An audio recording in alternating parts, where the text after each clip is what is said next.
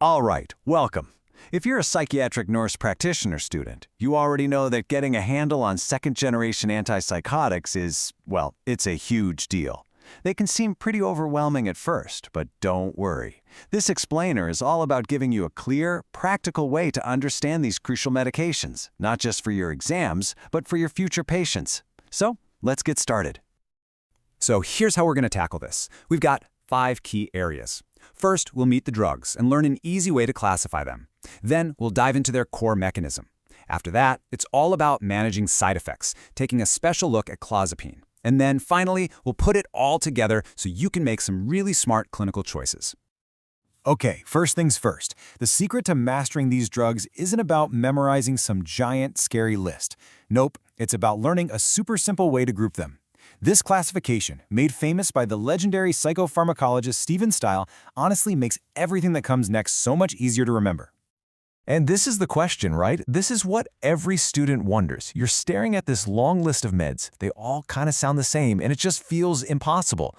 But what if I told you there was a simple system, just based on their names, that could help you predict how they work? Here it is. This is the secret sauce. You just got to remember these 3 groups. You've got your anapines, your itidons, and my personal favorite, the 2 pips and a rip. Seriously, knowing which drug belongs in which family is the key. Why? Because as you're about to see, drugs in the same group share a lot of the same characteristics, especially when it comes to side effects. This is your first big clinical shortcut. All right, so we've got our groups down.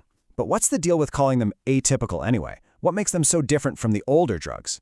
Well, it all comes down to their action on 2 very important receptors in the brain.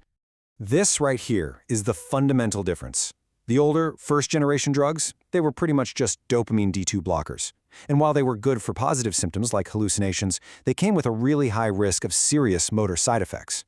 But the second-generation agents, the SGAs, they're different. They block both D2 and the serotonin 5-HT2A receptor, and that dual action is exactly why they can treat positive and negative symptoms of schizophrenia, all with a much lower risk of those awful motor issues.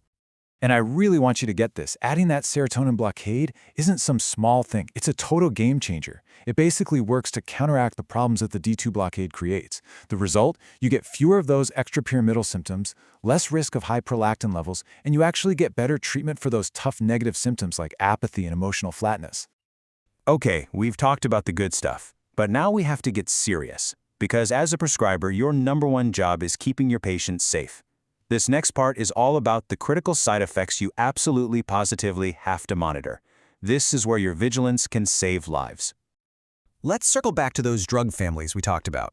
Remember the apines? Well, those guys, especially olanzapine and clozapine, carry the highest risk for metabolic side effects. And the mnemonic here is so simple and effective. Just think of a fat pine tree to remember that the apines are linked to weight gain. It might sound a little silly, but trust me, it sticks. And that's what matters.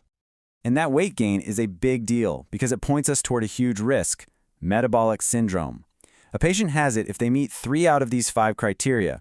So as the prescriber, you are going to be ordering baseline labs, and then you're going to monitor these things regularly. We're talking weight, waist circumference, blood pressure, fasting glucose, and a full lipid panel.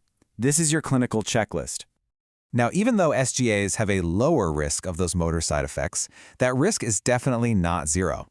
And this timeline, this is an awesome mnemonic for remembering when you might see different extrapyramidal symptoms, or EPS.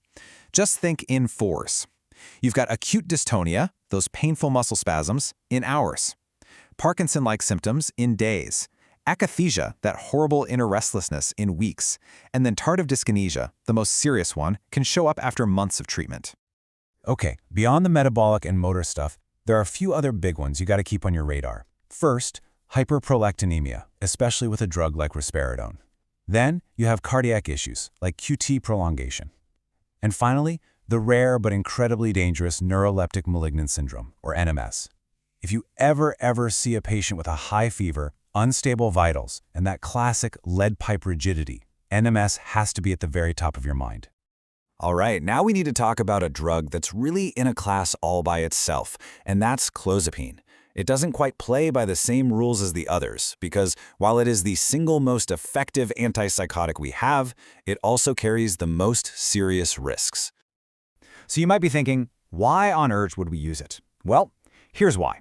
For patients with treatment-resistant schizophrenia, folks who have tried and failed multiple other medications, clozapine can be absolutely life-changing. It's our high-risk, high-reward option. It's reserved for the toughest cases, and it's the only drug we have that's proven to reduce suicide risk in people with schizophrenia. When you think clozapine, you have to think about these three major life-threatening risks. You just have to. The biggest one, the one you will definitely be tested on, is agranulocytosis. That's a severe drop in white blood cells that basically wipes out the immune system. Myocarditis and seizures are also very real significant risks that demand careful monitoring. This right here, this is the absolute #1 most important thing you need to do for any patient on clozapine. They have to be enrolled in a national registry, and you, the prescriber, have to monitor their absolute neutrophil count, their ANC, on a very strict schedule, which starts with weekly blood draws. This is completely non-negotiable. It's all about patient safety. Okay, let's pull all of this together now. We've got the classes, the science, the side effects, but how do you actually choose the right medication for a specific patient standing in front of you? You know, this is where the art of psychopharmacology really comes in. It's all about matching the drug's profile to your patient's needs and their risks. Are they overweight already? Do they struggle with terrible insomnia? Are they really sensitive to motor side effects? This next slide is going to give you a snapshot to help guide that exact kind of thinking. Think of this table as your clinical cheat sheet. Let's run through a few scenarios. See how quetiapine has high sedation?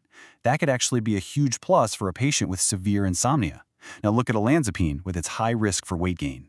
You'd probably want to avoid that in a patient who already has diabetes. Risperidone has a higher risk of EPS, while aripiprazol's big thing to watch for is akathisia. Oh, and here's a key clinical pearl for ziprasidone. It's great on the metabolic side, but it absolutely has to be taken with a 500-calorie meal for it to be absorbed properly. And that brings us to the end, but with a look toward the future. For almost 70 years, every single antipsychotic that's worked has done so by blocking the dopamine D2 receptor. But is that about to change? With all this exciting new research into completely different pathways, like glutamates and these trace immune-associated receptors, we might be on the verge of a whole new way of treating psychosis. It is a truly fascinating time to be entering this field, and with this framework, you are well on your way to being a part of it. Thanks for joining me.